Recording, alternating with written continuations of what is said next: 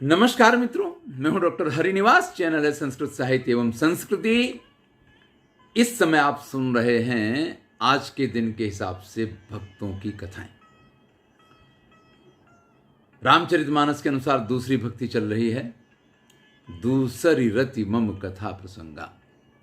प्रभु की कथा में जिसकी रुचि हो, जिसकी रति हो, भगवान ने कहा है कि वो मेरा दूसरे प्रकार का भक्त होता है। यहां हमने भोलेनाथ की कथा सुनी। चलिए आज हम कथा सुनते हैं नारद जी की। सामान्यतया हम ऋषियों को जानते हैं, जिसमें महर्षि होते हैं, जिसमें राजर्षि होते हैं, जिसमें ब्रह्मर्षि होते हैं। ये सभी मनुष्य लोग, यानी मनुष्य लोक में जिनका जन्म हुआ है, और मनुष्य लोक में जन्म होने का अर्थ है कि इनकी जीवन में समस्याएं होनी ही हैं। तापत्रय इनको परेशान करने वाले हैं, और उन तापत्रय विनाशाय, उन तीनों प्रकार के ताप के लिए लोग ऋषि हो जाएं, ये महात्मा हो जाएं, ये समाज के कल्याण का विचार करें, महात्मा हो जाएं, ये बात समझ में आती है। लेकिन नारद जी तो देवर्षि हैं, स्वयं देवता हैं। देवताओं के पास तो सिर्फ सुख और सुख ही होता है, दुख तो उनके पास आता ही नहीं है। और फिर भी अगर कोई ऋषि बनता है तो भैया देवर्षि होना एक बड़ी ही विशिष्ट बात है। देवर्षि नारद जी ने भागवत महापुराण में अपनी कथा महर्षि वेदव्यास से स्वयं कही है। चलिए हम भी उस कथा को सुनते हैं। पूर्व कल्प में, यानी हमारे यहाँ ये माना जाता है कि कल्पांतर के हिसाब से पुनर्जन्म लेके और विविध प्रकार की लीलाएं हुआ करती हैं। इसमें भगवान की लीलाएं भी होती हैं। तो कई बार हम राम की कथा में कुछ इस प्रकार के प्रसंग सुनते हैं, कई बार हम शिव जी की कथा में कुछ इस प्रकार के प्रसंग सुनते हैं, और फिर हम कहते हैं कि देखिए यहाँ पे तो ये लिखा है और आप इस प्रकार से ये कथा सुना रहे हैं। तो उसका जवाब ये होता है कि एक कल्प में इस प्रकार से हुआ और फिर दूसरे कल्प में इस प्रकार से हुआ, तो इसको कल्पांतर कहते हैं। नारद जी पूर्व कल्प में उपबर्हण नाम के गंधर्व हुआ करते थे। ये उपबर्हण जो हैं बड़े ही समृद्धशाली गंधर्व हैं, आसपास अप्सराएं हैं, कई विवाह, कई पत्नियां, यानी जिसको आज की भाषा में कहें जाहो जलाली, वो सब कुछ इनके पास था। इसका परिणाम आप जानते ही हैं कि ऐसे व्यक्ति को कुछ ना कुछ अभिमान भी आ जाया करता है। एक बार की बात है कि एक कथा का आयोजन किया गया, एक कीर्तन का आयोजन किया गया, या ये कहिए कि भगवत गुणगान का आयोजन किया गया, और उस जगह पे इन उपवर्णों को भी बुलाया गया है। ये वहां जाते हैं, लेकिन इनकी एक अपनी ठसक है, इनकी एक अपनी स्टाइल है। एकदम सजे धजे, बिल्कुल श्रृंगारिक रूप में, और आसपास, उनके आसपास जो उनकी स्त्रियां हैं, पत्नियां हैं, सखियां हैं, उन सब से भी, यानी जहां भक्ति का भाव होना चाहिए वहां ये श्रृंगार भाव से ओतप्रोत होकर के वहां पहुंचते हैं। देखिए, औचित्य जो है वो जीवन में बड़ा जरूरी होता है। जब भी आप औचित्य का भंग करते हैं, जब भी आप अनौचित्य का पालन करते हैं, तब इस प्रकार की समस्याएं खड़ी होती हैं।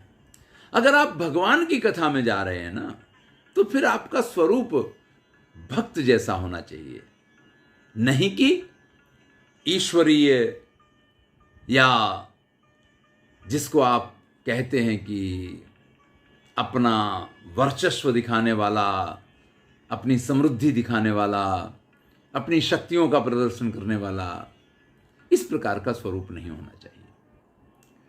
आज ये जब वहां पहुंचे हैं जाकर के, तो उस कथा प्रसंग में एक विघ्न खड़ा हो गया।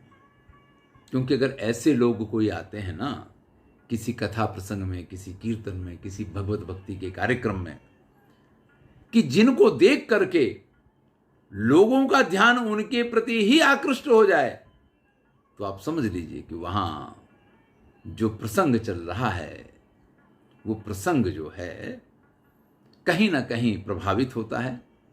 और ऐसा जब हुआ तो ब्रह्मा जी को उपवर्ण के ऊपर क्रोध आ गया और उन्होंने उसको शाप दे दिया कि ये जो जड़ता का व्यवहार कर रहे हो ना, जाओ, अब आप इस स्वर्गलोक में गंधर्व के रूप में रहने के लायक नहीं हो, जाओ पृथ्वी पे जाओ। वहां जाकर के मृत्युलोक के जब दुखों को भोगोगे, जब वहां की समस्याओं से जूझोगे, तब तुम्हें मालूम पड़ेगा इस भगवत भक्ति का वास्तविक रूप क्या है। ब्रह्मा जी के शाप के कारण उपवर्ण जो हैं वो मृत्युलोक में जन्म लेते हैं, और जब इनका जन्म होता है तो एक ऐसी शूद्रा दासी के यहां जन्म हुआ है जो ब्राह्मणों की सेवा में तत्पर रहती है। देखिए, यही सौभाग्य होता है। व्यक्ति को मरना पड़े, वो मर जाए, ये तो एक प्रक्रिया है। जन्म मरण एक प्रक्रिया है, लेकिन जन्म उसके अपने हाथ में नहीं होता है। दैवायत्तम कुले जन्म, ये तो ईश्वर निश्चित करता है कि हमारा जन्म कहां होगा। और वो जन्म अगर हमारा किसी श्रेष्ठ कुल में हो जाए, किसी श्रेष्ठ व्यक्ति के यहां हो जाए, तो हमारा जीवन धन्य हो सकता है। और यही हुआ है। एक ऐसी दासी के यहां इन नारद जी का जो अभी उपवर्ण थे जन्म हुआ है, जो ब्राह्मणों की सेवा में तत्पर रहती है।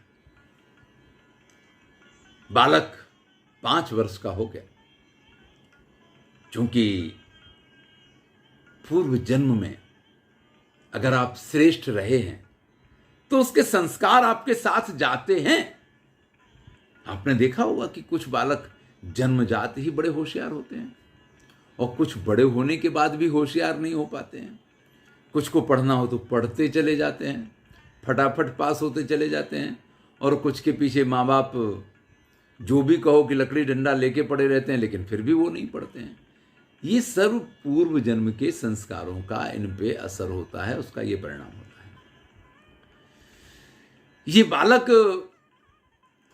उन ब्राह्मण देव के यहाँ रहता है, क्योंकि माँ भी वहाँ रहती है, उनकी सेवा करती है। ये भी ये पूरी प्रक्रिया को देखता रहता है। 5 वर्ष का बालक।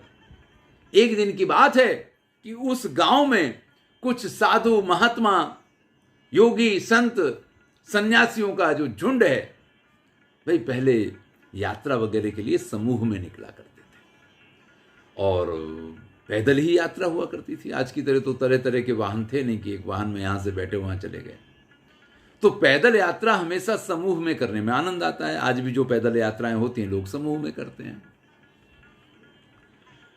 पैदल यात्रा की और समस्याएं थी, तब इस प्रकार के पुल नहीं नदियों पे। तो जब भी चतुर्मास आता था तो ऐसी यात्राएं जो जहां होता था वहां रुक जाया करता था, और 4 महीने यानी बरसात शुरू हो फिर वो 4 महीने उसी क्षेत्र में वो अपना गुजारते थे। कोई अगर ऐसा स्थान मिल जाए तो उसी स्थान पे उनका सत्र लग जाया करता था। 4-4 महीने तक कथा प्रसंग वार्ता, भाई इनका तो लक्ष्य ही सिर्फ यही हुआ करता था। अब इन सभी संत महात्माओं ने उन्हीं ब्राह्मण श्रेष्ठ की अनुमति से और उन्हीं के घर के पास अपना सत्र लगा दिया। 4 महीने तक ये लोग वहीं रहे। उस बालक की माता सबकी सेवा करती है और वो बालक भी अपनी माता की तरह ही सभी संत महात्माओं साधुओं की जो बनती है वो सेवा करता है, उनका प्रसाद प्राप्त करता है। और जब वो संत महात्मा एक दूसरे के साथ चर्चा करते हैं, भगवत चर्चा करते हैं, भगवान की कृपा से वो सारी चर्चाएं ये बालक बड़े मनोयोग से सुनता है। मुझे मेरा बचपन याद आ जाता है। मैं 9 साल का था जब नैमिषारण्य पहुंच गया था, लेकिन वहां इस प्रकार की कथा प्रसंग चलते ही रहते थे और जब सुनने का मौका मिलता था तो इतना मनोयोग से सुनता था, इतना आनंद आता था इसमें कि आज भी उस आनंद को हृदय जब याद करता है तो गदगद हो जाता है। ये बालक उन कथाओं को सुनता रहता था। 4 महीने पूर्ण हुए। उन संत महात्माओं ने वहां से अपनी यात्रा आगे बढ़ाने का जैसे ही प्रोग्राम बनाया, इस बालक की आंखों में आंसू आ गए। ये बालक रोने लग जाता है और ऐसे में उन महात्माओं को इस बालक के ऊपर दया आ जाती है और वो इसको गुरु मंत्र देते हैं। वो इसको बताते हैं कि भगवान की भक्ति कैसे करनी है, जो कथाएं सुनाई हैं उन कथाओं को कैसे मनन करना है, कैसे उनको याद करना है। बालक प्रसन्न हो गया है।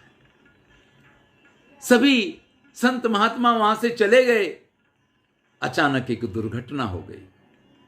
बालक की माता गाय का दूध निकाल रही थी और उसी समय एक सर्प ने बालक की माता को काट लिया और उस माता की मृत्यु हो गई। 5 वर्ष का वो बालक बिल्कुल अनाथ हो गया। लेकिन यही तो प्रभु की कृपा होती है, यही तो प्रभु की अनुकंपा होती है। उसके लिए बंधन का एक ही कारण था, उसकी दासी मां। इसलिए जब उससे भी वो मुक्त हुआ तो अब तो संत महात्माओं के बीच में रहना, भगवान की कथा को सुनना और उसके बाद जो है ना उसको मनन करना, यही इस बालक का काम रह गया। न इसको किसी पढ़ाई से मतलब है, न इसको किसी लिखाई से मतलब है, बस यही इसका जीवन बन गया। समय के साथ जिसका जन्म होता है उसकी मृत्यु निश्चित होती है। और वो परम संत कथा रसिक बालक अपनी उम्र के बाद जब मृत्यु को प्राप्त करता है तो अगले जन्म में ब्रह्मा के मानस पुत्र नारद के रूप में उसका जन्म होता है। अब ये नारद मुनि हो गए हैं, अब ये तो देवर्षि हैं, यानी देवता के रूप में जन्म तो हुआ, लेकिन अब वो उपवर्ण की तरह इनको भोग विलास नहीं चाहिए। ये ऋषि बन गए हैं और ऋषि भी ऐसे बने कि स्वयं तो ऋषि हैं, दूसरों को भी ऋषि बना देना, दूसरों को भी इसी मार्ग पे ले जाना, ये इन्होंने अपने जीवन का लक्ष्य बना लिया। सृष्टि के प्रारंभ का काल दक्ष प्रजापति ने 10 सहस्त्र हर्यश्व नामक पुत्रों को जन्म दिया और उनसे कहा कि सृष्टि की प्रक्रिया को आगे बढ़ाओ। नारद जी वहां जाके पहुंच गए और नारद जी ने उन सबसे कहा कि इस दुनियादारी में पड़े नहीं कि बड़ी बुरी दशा होगी भैया। भलाई तो भगवान की भक्ति करने में है। और नारद जी ने उनको ऐसी पट्टी पढ़ाई, ऐसा उपदेश दिया कि वो 10,000 हर्यश्व नाम के जो दक्ष प्रजापति के पुत्र थे, जिनको उनके पिता ने इस सृष्टि की प्रक्रिया को आगे बढ़ाने का कार्य सौंपा था, वो सब के सब महात्मा हो गए। वो सब के सब देवर्षि नारद के शिष्य हो गए। दक्ष प्रजापति को बड़ा क्रोध आया।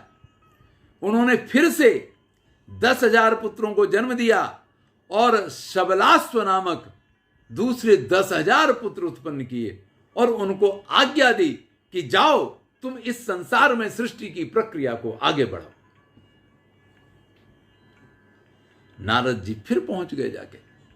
उन्हें तो हमेशा ये लगता था, उन्हें दक्ष प्रजापति का काम नहीं बिगाड़ना है, लेकिन उन्हें यह लगता कि ये अबोध बालक, इनको कुछ पता ही नहीं है कि ये दुनियादारी के दुख क्या हैं और ईश्वरीय आनंद क्या है। चलो हम इन्हें बता तो दें। और भैया, जब किसी को देवर्षि नारद जैसा गुरु मिल जाए और वो उनको शिक्षा दे, तो फिर ये शबलाश्व जो है ना, ये भी महात्मा हो गए। अब तो दक्ष प्रजापति को बड़ा क्रोध आया कि भाई, हम इतनी मेहनत से संतान उत्पन्न करते हैं, उनको बड़ा करते हैं, उनको उपदेश देते हैं कि वो सृष्टि की प्रक्रिया को आगे बढ़ाएं, और ये नारद मुनि आते हैं और उनको महात्मा बना के चले जाते हैं। इनमें से कोई भी संतान उनकी विवाह करके आगे इस सृष्टि की प्रक्रिया को चलाने के लिए तैयार ही नहीं है। उन्होंने शाप दे दिया नारद मुनि को कि 2 घड़ी से अधिक तुम कहीं रुक ही नहीं पाओगे। भैया किसी के पास रुकोगे ना तब उसको समझाओगे, और समझाओगे ना तभी तो कोई तुम्हारा शिष्य बनेगा, तुम्हारा बाबा होगा ना। जाओ, आज के बाद कहीं तुम 2 घड़ी से ज्यादा रुक नहीं पाओगे। देवर्षि नारद जी ने इस शाप को सिरोधार्य किया है। अब जहां भी वो जाते हैं 2 घड़ी रुके और वहां से अगली यात्रा उनकी चालू हो जाती है।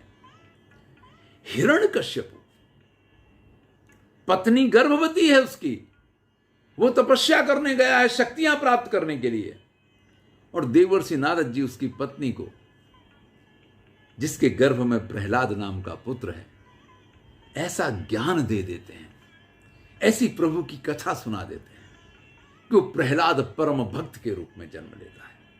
और ये मजा है कि देवर्षि नारद जिसको शिक्षा दे देना, वो शिक्षा इतनी पक्की होती है कि वो शिष्य कभी कच्चा नहीं पड़ता है। प्रहलाद को कितनी कितनी यातनाएं दी गई। जब भक्त प्रहलाद की कथा आएगी तब आपको सब सुनाएंगे, लेकिन वो टस से मस नहीं होते हैं। ध्रुव की कथा हमने आपसे थोड़ा सा कहा था। यही नारद जी थे जिन्होंने उपदेश दे दिया था कि वन में जा रहे हो ना भैया, वहां तरह तरह के प्रलोभन और बहुत सारी चीजें खड़ी होंगी, लेकिन सिर्फ भगवान भगवान और भगवान। अगर उसी के ध्यान में रहोगे तभी जो प्राप्त करने जा रहे हो वो प्राप्त कर पाओगे। भागवत पुराण में वो कथा प्रसंग भी आता है जब स्वयं भगवान श्री कृष्ण ने इनकी स्तुति की है। देखिए, भक्त और भगवान के बीच में ये बड़ा ही विशिष्ट संबंध होता है। जिस प्रकार से भक्त भगवान को याद करता है, सुनाएंगे आपको, ये सब कथाएं सुनाएंगे, उसी प्रकार से भगवान भी अपने भक्तों को याद करते और उनका भजन करते हैं। चलिए, नारद मुनि की भगवत भक्ति, जो कथा प्रसंग सुन सुन के वो इस पद को प्राप्त करते हैं, वो कथा आपको सुनाई। उनको 2 घड़ी से अधिक एक जगह न रुक पाने का शाप मिला। अब उनको भगवान की कथा सुननी थी। अब भगवान की कथा जहां चल रही है वहां 2 घड़ी से अगर अधिक नहीं रुक पाएंगे तो बड़ी समस्या हो जाएगी। इसलिए उन्होंने प्रभु से प्रार्थना की कि प्रभु, मैं जहां कुछ बोल रहा हूं, मैं कुछ कर रहा हूं, तब मैं वहां 2 घड़ी से अधिक ना रुक पाऊं। यह शाप मुझे सिरोधार्य है, लेकिन कहीं मुझे आपकी कथा सुननी हो तो ऐसी जगह पे आपके कथा प्रसंग में बैठ करके मैं उस कथा प्रसंग को पूरा सुन पाऊं, इतना मुझे इस शाप में से राहत दे दो। और भगवान ने प्रसन्न होकर के नारद मुनि को शाप में से ये राहत दी है कि जहां भगवद कथा चल रही होगी, जहां प्रभु की कथा चल रही होगी, वहां नारद मुनि जब विराजमान होंगे तो जब तक वो कथा पूरी नहीं होगी तब तक दक्ष प्रजापति का वो शाप जो है वो उनके ऊपर काम नहीं करेगा, तब तक वो शाप से मुक्त बने रहेंगे। तो भैया, ईश्वर की कथा में रति रखने से किस प्रकार से नारद मुनि एक ऋषि का रूप प्राप्त करते हैं और बाद में भी उनकी इस कथा में किस प्रकार से रति होती है, ये कथा प्रसंग आपको सुनाया। मैं समझता हूं आपको आनंद अवश्य आया होगा। आनंद लीजिए, मित्रों के साथ शेयर कीजिए। मैं हूं डॉक्टर हरिनिवास और आप इस समय सुन रहे हैं कुछ अनुपम कथाएं। धन्यवाद।